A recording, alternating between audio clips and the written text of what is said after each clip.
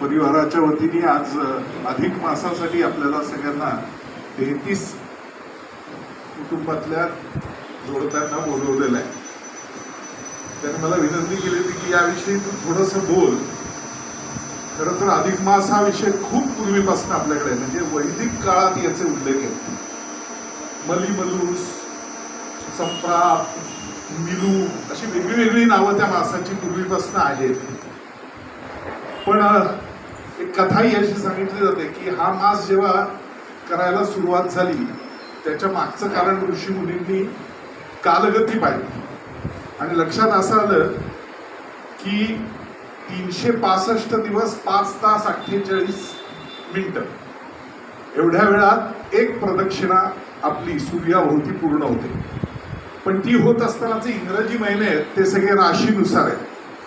म्हणजे विचार केला तर मीन राशीतनं तो जात असतो, आपल्याकडं त्यावेळेला चैत्र सुरू होतो, मेषमधनं जातो, वैशाख सुरू होतो, असं ते होतं. पण लक्षात असं आलं की चंद्राचं भ्रमण होताना मात्र ते 354 दिवसातच संपतंय. त्यामुळे हा 11 दिवसाचा डिफरन्स हा 3 वर्षामध्ये साधारणतः 1 महिन्याच्या कालावधीचा व्हायचा. आणि मग त्यांच्या असं लक्षात आलं की याच्यात कुठल्याही राशीतनं सूर्याचं भ्रमण होत नाही आणि म्हणून मग त्याला त्यांनी अधिक मास असं नाव ठेवलं. आणि असं ठरवलं की या काळात कुठलीही चांगली कार्य करायची नाहीत, लग्न नाही, वास्तुशांत नाही, गृहप्रवेश नाही. आणि मग कथा अशी सांगितली जाते की त्या मासाला हे झालं की अरे का माझ्यासाठी का असं. आणि मग त्यांनी विष्णूकडे जाऊन प्रार्थना केली. आणि या अधिक मासात सर्वात जास्त विष्णू मंदिरात पूजा होतात आपण बघितल्यात तर विष्णूंनी त्याला सांगितलं की तू गोकुळात जाऊन कृष्णाला भेटतो सांगेल.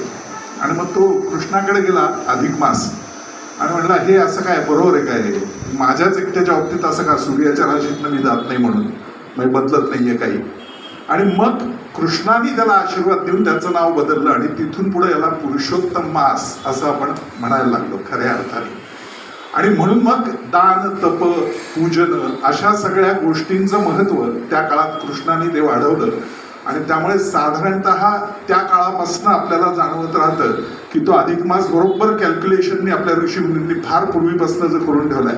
त्यांच्याकडं लीप इयर असा विषय नंतर सुरू झाला, पण आपल्याकडं वैदिक काळापासून हा मास आहे. या मासाचं महत्व आहे आणि ते महत्व ओळखून बोधनी परिवार दरवेळेला करत असतं. मी मागच्याही वेळेला त्यांच्या अधिक मासाच्या अशा कार्यक्रमाला येऊन गेलो होतो.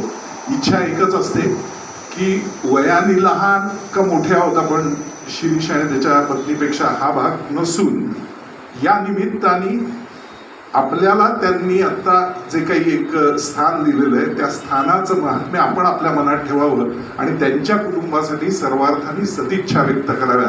हा त्यातला अत्यंत महत्त्वाचा भाग. वैयक्तिक मी आणि माझी बायको मृणाल आम्ही तर सोलापूरकर कुटुंबियांच्या वतीनं बोधनी परिवाराला सर्व अर्थाने आरोग्यपूर्ण शुभेच्छा देतोच. आपणही त्या द्याव्यात एवढीच या निमित्ताने विनंती. धन्यवाद.